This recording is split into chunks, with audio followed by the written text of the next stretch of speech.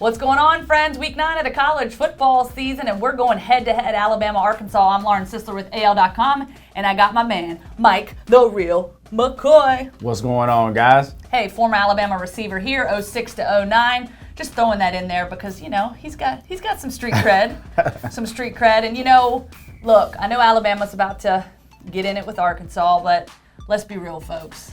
It ain't about Arkansas. It ain't about the bye week. It's about LSU week.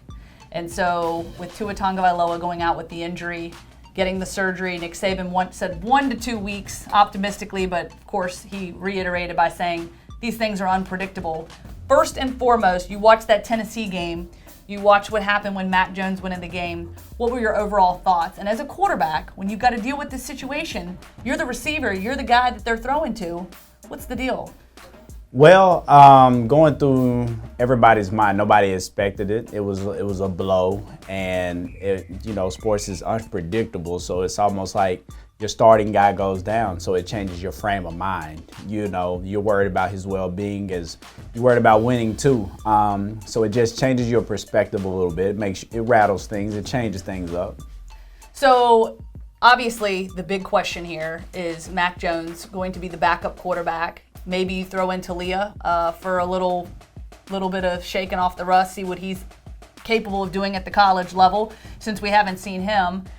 So the big question is taking care of business at Arkansas. You now implement a game plan. I think that's one thing that you have to know when you're in that locker room, not having the script of knowing Tua is going to go out. Now they've got it scripted. They know Mack Jones is going to be their guy. So you go to Arkansas, you take care of business.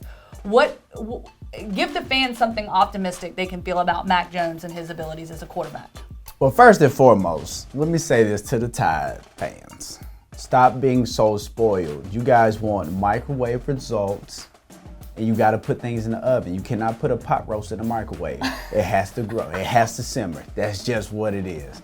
But you guys got to get to a point where you guys give him a chance. Every quarterback is different. Somebody's going to be a thrower, somebody's going to be a runner.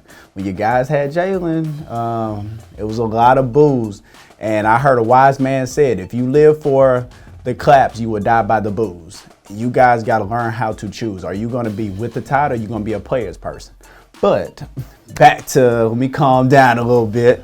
I love it. I love it. But going into this, I think you can expect from Mack Jones, he has gotten his feet wet.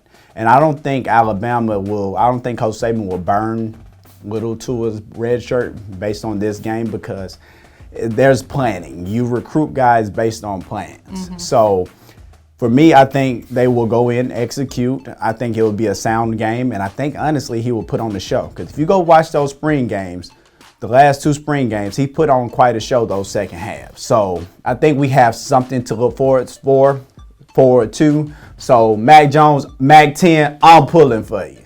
Oh, you heard it from him. He's pulling for you. All right, so obviously going into this matchup, we feel like Arkansas, 15-game losing streak in the SEC. Not much to worry about in terms of that. So you go out there, you get Mack Jones acclimated, you get him ready in the event that Tua's not ready for that LSU game. You got to focus on this game, get the defense better, right? Right. Because we know that LSU game is going to be kind of who can score the most points. Yeah. That's what it's going to come down to at Bryant-Denny Stadium. We'll go with the predictions. You know, I don't think Alabama's going to hang their typical 50 points on Arkansas, just because I think they're just going to have to move through things, work through things, get Mack Jones in the mix. I'm going to go 38-7.